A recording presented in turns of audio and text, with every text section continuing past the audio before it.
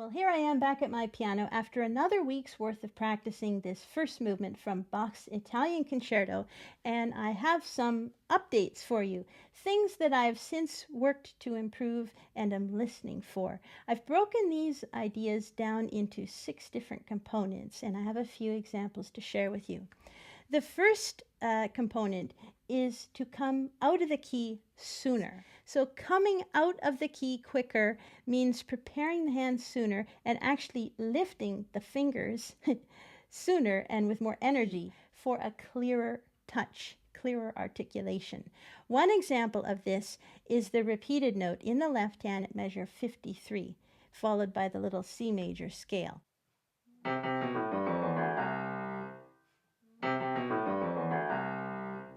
Those first 2 notes are both C's. And it's very tricky to play repeated notes like that at a fast tempo. I'm using finger 5 and finger 1, which is nothing new. But what I discovered was that I needed, with my 5th finger, to come out of the key sooner. And I don't mean let the key push your finger up because, when you push a key, it comes up anyway when you release. But actually lifting the finger sooner and with more energy. And I practiced it a little bit like this.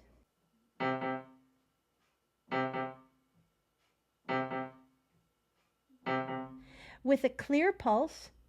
1, 2, 2, and 2.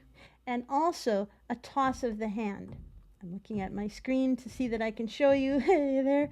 Yeah, a toss of the hand, like your hands are wet. This kind of thing. Like a little ricochet almost on that repeated note. And that really helps to get good clarity. As I exit the previous bar, measure 52.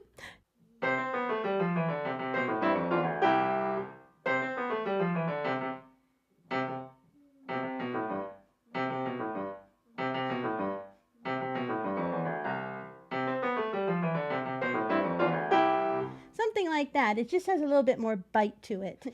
I have one more example to share with you, and that is measure 69 to 72. Here, this is the left hand in that passage.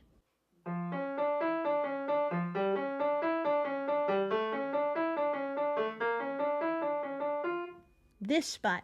Now, as I was practicing those last week for you in that video, you'll recall, even just from the thumbnail, even if you don't watch the video, just the thumbnail alone gives away the fact that I was focused on primarily singing some sort of essential structural notes in that piece. I did a lot of singing. I'm not doing any singing for you in this video because, interestingly, and this happens all the time, and maybe you're noticing it as well with your practicing, but the more I focus on reducing Bach's music to certain key notes that I'm listening for, while that may be really helpful for voicing of these of Bach's musical textures, it is extremely not helpful for developing a stable pulse and clear articulation, sort of nuts and bolts technical kinds of aspects of the piece.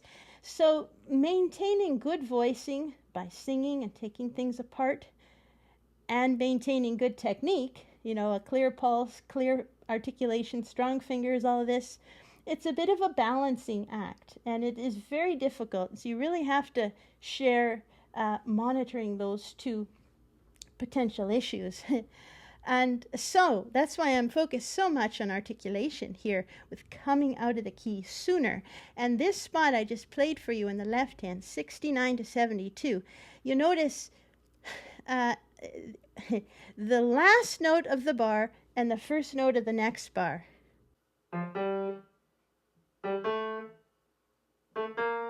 These things, specifically the first of each of those, again, with my 5th finger, I needed to lift it more assertively and come out of the key more swiftly so that I can really hear.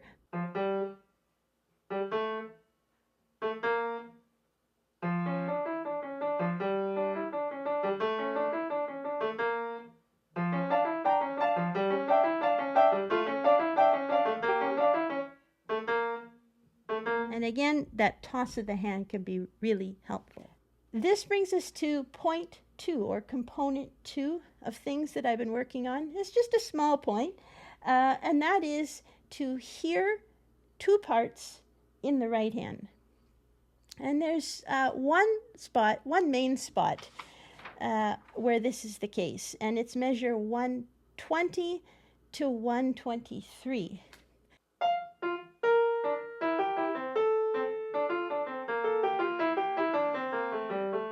And last week I was listening for all sorts of things, but what I neglected to notice, and I was a little bit surprised and angry at myself for not noticing this, was that the right hand is kind of implying that it has 2 voices. The notes in the 16th notes with the stems going down, it's like a little alto part, and then the other notes, stems going up, it's like a little soprano part. So if I break them up, the soprano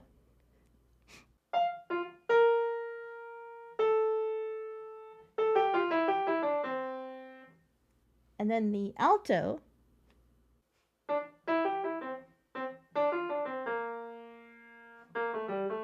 this kind of thing.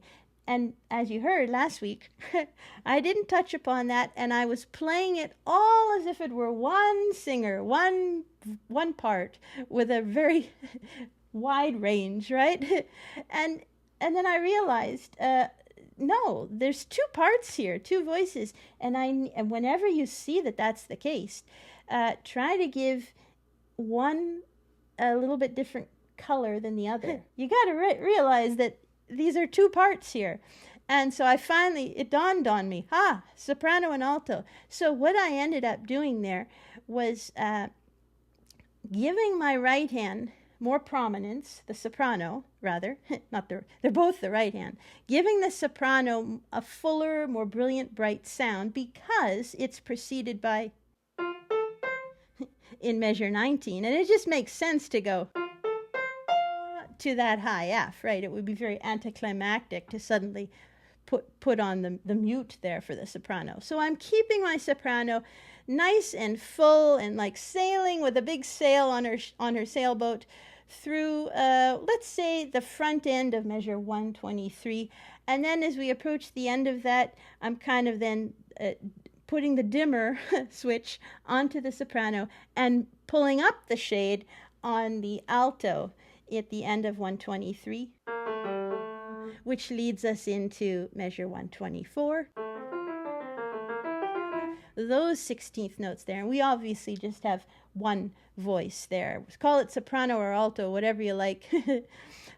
Broccoli, call it whatever you like, literally, but it's just one voice there. So I thought that would be a nice way to blend, and let me try playing that. First of all, I'll play it as I was doing last week, playing it just as one voice. Okay, so here is that version.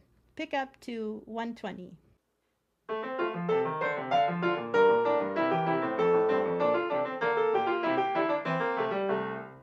Okay, so it's all kind of one color.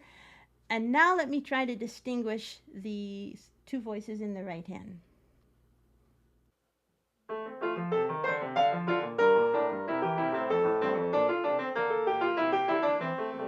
I'm getting a little tongue-tied. And as I'm playing this, I'm reminded too that it may be actually a little sooner than the first beat of 123, where I'm bringing my alto.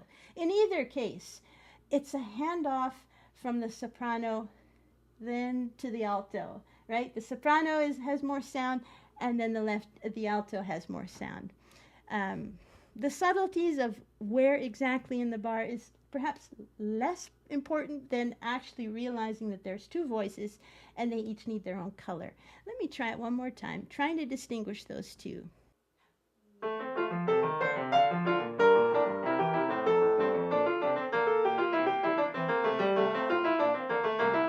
That's better. And you notice I'm singing there. I can't help it. The next category, the next component I want to address is voicing. I did a lot for you on that topic last week, and a few other little tidbits have arisen. And the first example is measure And it's still hot in here too, I have to say. We are like, I think it's 31, 32 degrees Celsius outside, and then the humidity puts it around 40. Oh, it's and I got my fans and air conditioning off because I don't want it loud for you. But boy, it's hot. Whew, September's just around the corner. Voicing though, measure 22. Oh yeah, this spot. Now, if I back up to measure 15 through to the downbeat of 25, you'll recall that last week I isolated some notes in this particular passage.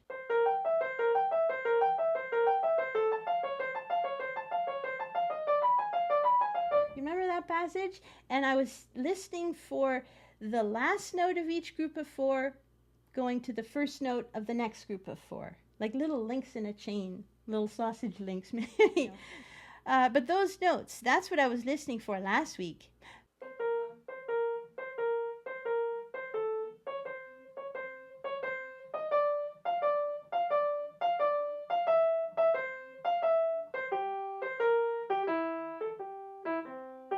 Which is very nice with the right hand, with the left hand.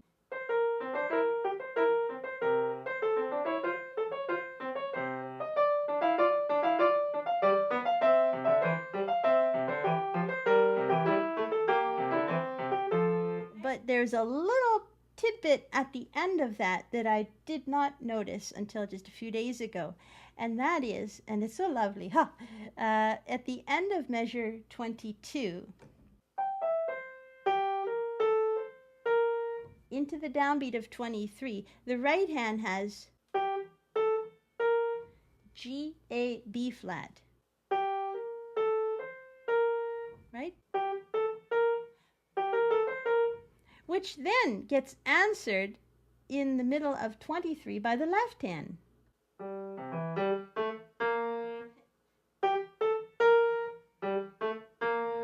I love that. It's as if that the left hand is singing that Irving Berlin song, anything you can do, I can do better. It's like it's saying, I can do what you can do, soprano. So I was listening for that. Let me just play the passage from 15 to the downbeat of 25 slowly, and I'll try to like wink at you so you can see those parts when they come.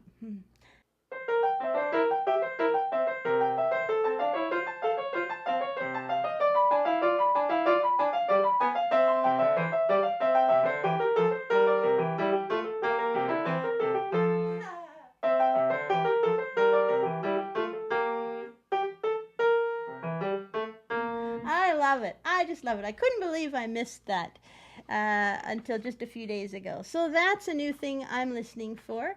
And that exact same thing gets repeated in measure 184 to 86. So, of course, I'm listening for it there.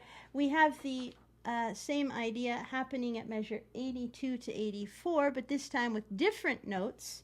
Still right hand, then left hand. And it's now E, F, G that are the notes. If I back up to 75, I'll wink at you, or I'll try to wink again when I come to the spot. 75, here we go.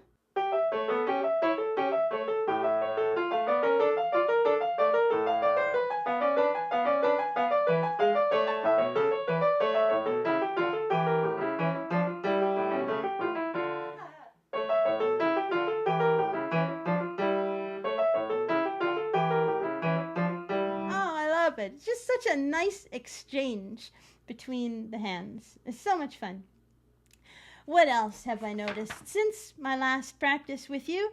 And that was measure 112 through 119.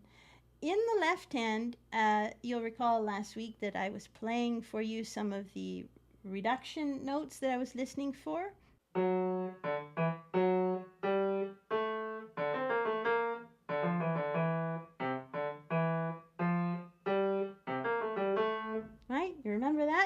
Well, and this happens. The longer you start reducing notes, then eventually you want to reduce more. And that is, I suppose, just a natural tendency of the experience of doing this year after year, again and again. But this spot there, I've reduced those notes a little bit more, and it makes a really nice little pattern. The passage is sequential anyway, but here's what I'm now listening for.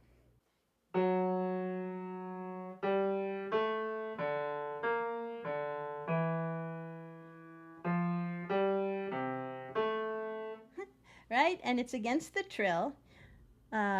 But let me just play the left hand as written, and I'm going to point with my right hand to those notes. I'm not right-handed though, so maybe pointing's a bad idea. I'll look at you.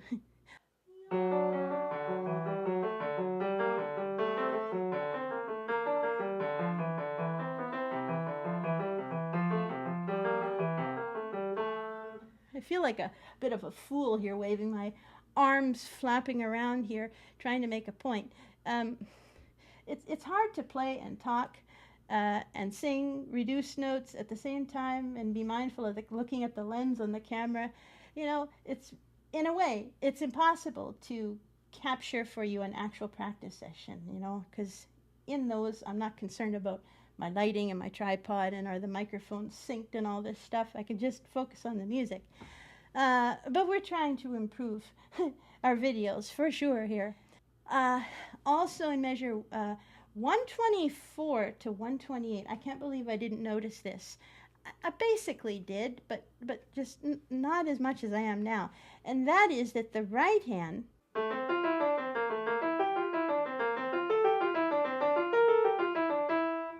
is moving up long-term by step. And I'm always looking for long-term motion by step in Bach's music, and I always find it.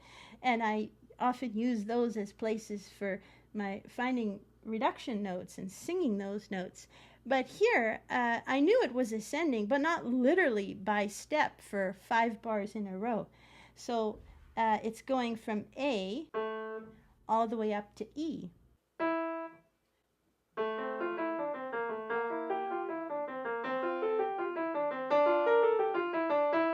Right, so that's something you can listen for, and we have this dominant pedal tone in the left hand, which is very exciting.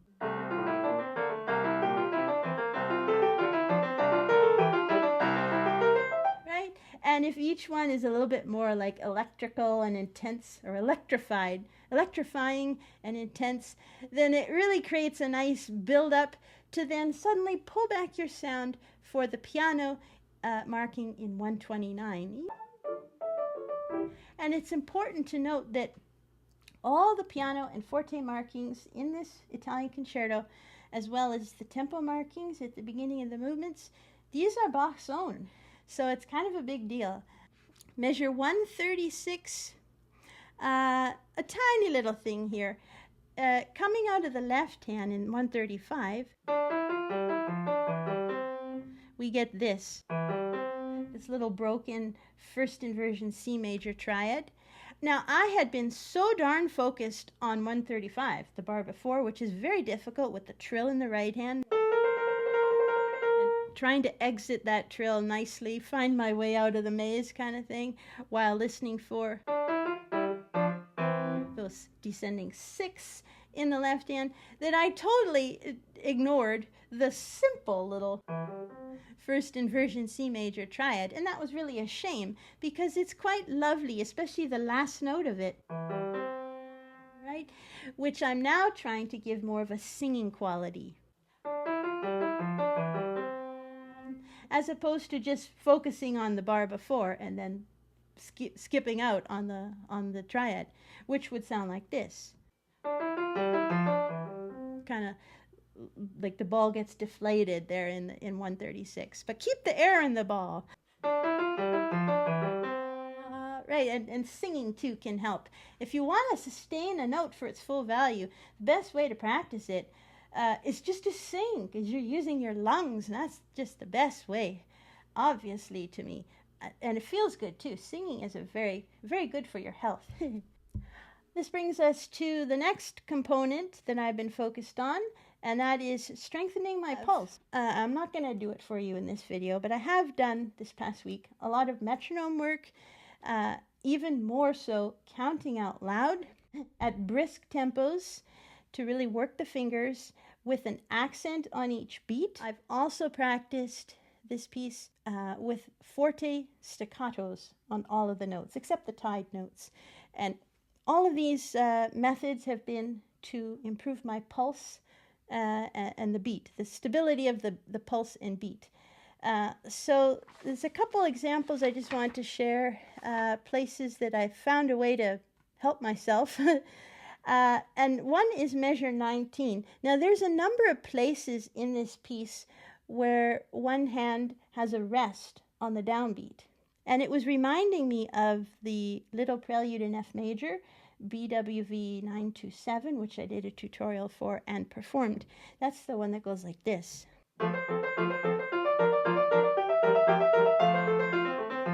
And that one always trips us up because the coordination of the hands is very difficult.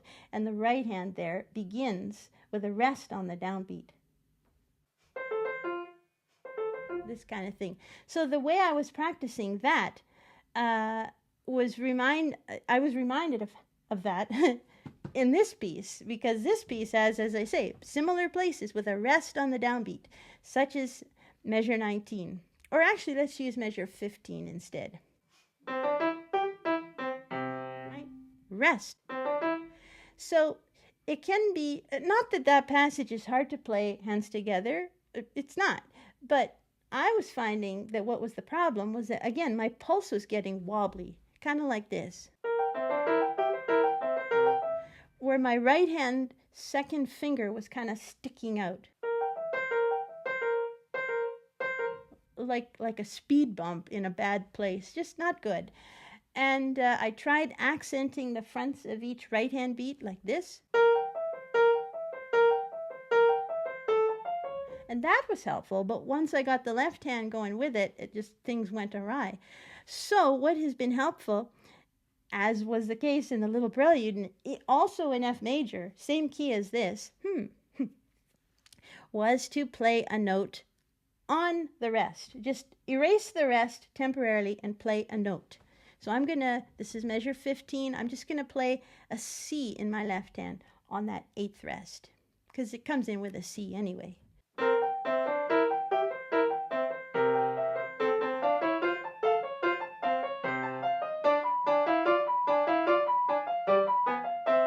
You can see that I also put in a note on the downbeat rest in 17 and 19.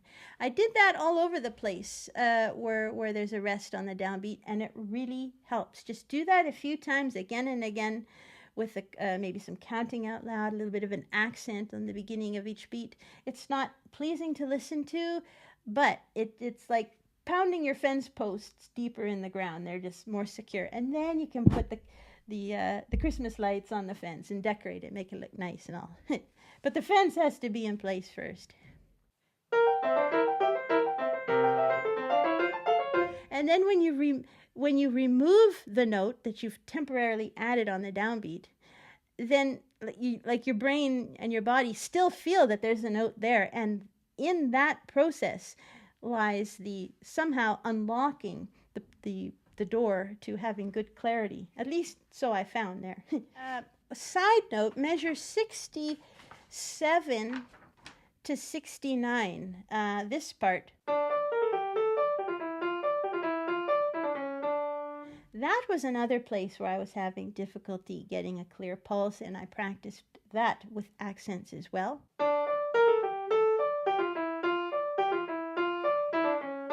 And that helped. But in the process of doing that, I noticed, and I didn't notice this in that last video, this is the value of time, right? When you're cramming for a performance or an exam, you don't get all the little discoveries that happen over weeks and months with a piece. And one of those for me in these past few days was that the right hand in 67 to 69 is basically identical to the right hand in 65 to 67, which goes like this. Right? I didn't realize, but 67 to 69 is the same. The only thing that's different is that the little descending thirds in 65 to 67 are filled in with little 30-second note passing notes. So that helped me to simplify that.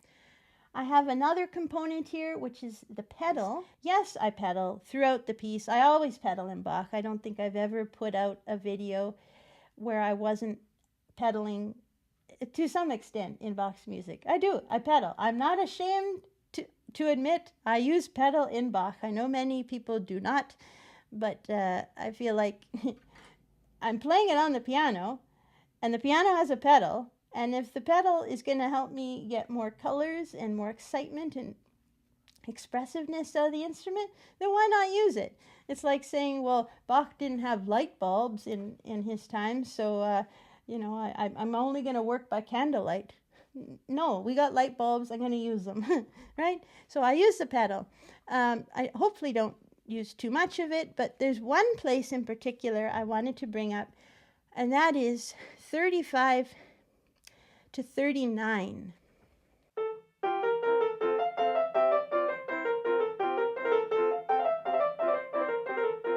And in the back end of that, in the back end of 37 and all of 38, the beginning of 39, we get lots of 30-second notes in the right hand.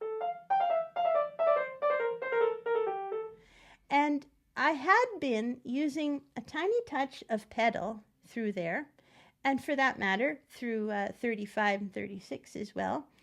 And I've basically maintained the pedal through 35 and 36. But through the end of 37 and all of 38, I discovered that it was better to not use any pedal, because this piece goes, well, I'm choosing to play it reasonably quickly, and those are already very short notes.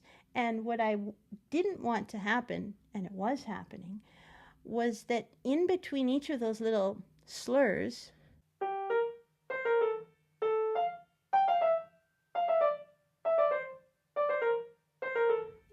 those little 3-note groupings, it was very hard to hear space in between. Kind of like sewing buttons on a shirt. You don't want two of them right up close together, and then the next button is like way down by your belly button. You want them placed evenly, and I wanted to hear a space between each of these. Now, it did help me to practice with an accent on the front of each of those, which was not the most aesthetically pleasing thing to listen to, but it was good for my fingers. But in terms of getting even more clarity, I just don't use the pedal at all there. Let me try that passage with the little bit of pedal that I was using, and then without.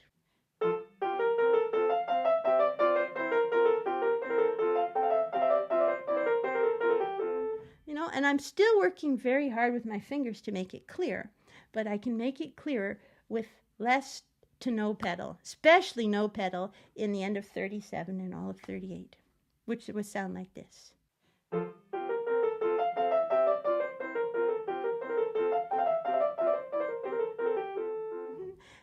Like another analogy that comes to my mind, where my family is, my mom's side is Ukrainian and Polish, and so we love a good pierogi. Many of them have been eaten over the years, and my mom makes them, or like a pie crust too, and you like kind of crimp the edge of the dough with your fingers, and I feel like each one of these is a little crimping of the pierogi dough. You don't want the crimps all kind of like mashed and squashed and messy. You want them nice, the edge of your pie crust, nice and tidy. We want to hear each of those notes, especially the third one. And this brings us to my last component of the video, which is, and it's hot in here, and that is trills. Trills, trills, trills. And I've got two examples. Of course, I talked last week about the need to approach the trill from above the key with a toss of the hand. And then some other things were discovered this past week. Measure 147 to 151. And actually, this is not actually the trill that I'm working on. It's something in the left hand that surprisingly helped my trill in the right hand. So 147 goes like this, right? These little nasty little buggers in the right hand.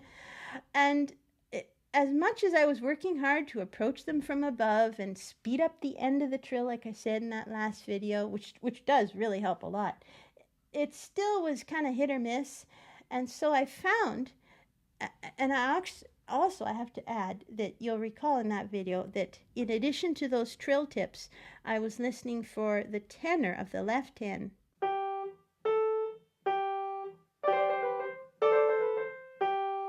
G, A, G, and like every 2 bars later when it happens, the same thing. So in my efforts to give good voicing and good technique to my right hand trill, I neglected, again, my 5th finger. So finger 5 of my left hand is playing middle C in 147, 149, etc., etc. Wherever we get this passage in the piece. It may be a different note, but it's that same idea. And there's something about just slightly tilting my left hand to the left towards the 5th finger, not accenting that note because it's not particularly interesting compared to the trill and the little tenor, I think, or even for that matter, there's like 2 tenor parts, or no, like there's the E, F, E, and then there's the G, A, G. That is more interesting than all those C's. But regardless of how uninteresting those C's are, they do help to stabilize the hand. And by stabilizing the left hand, somehow it did something in my brain that unlocked the power to play a little bit more skillfully the trill in my right hand.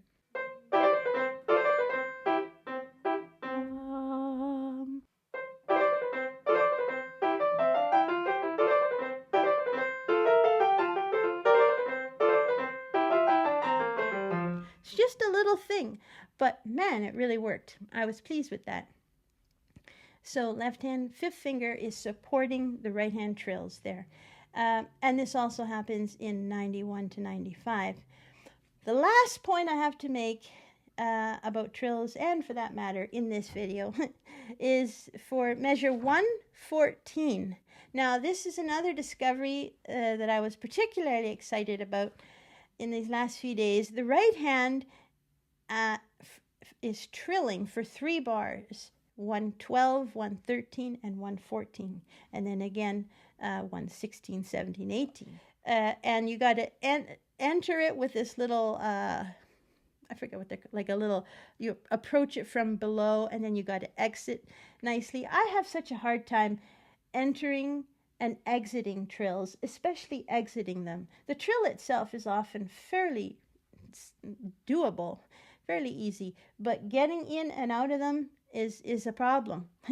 It's kind of like getting on the escalator. You know, you got to like psych yourself up and plan where to step so you don't fall, or like a revolving door. You got to sort of put yourself in motion before you step, kind of thing. Getting out of a trill is like that.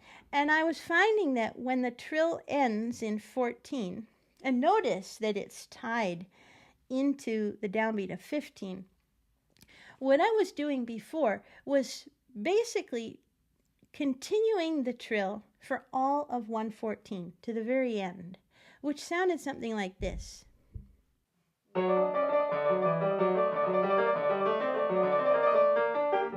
Kind of like that. And then I was thinking, not only am I not hearing much of the tied note, but also it's a little like stressful sounding. The trill needs to like calm down. It needs to end a little bit sooner before I exit. Before I exit and begin the next trill, in which I'm going to do the same thing. And that is, as I say, to end the trill a little bit sooner. So I started ending my trill by around the second last note of 114 or so, just a hair's worth early, so that you can actually hear some of that note that's being decorated, the D, and it's just good for the ear. So let me try it now, ending that trill just a little bit sooner.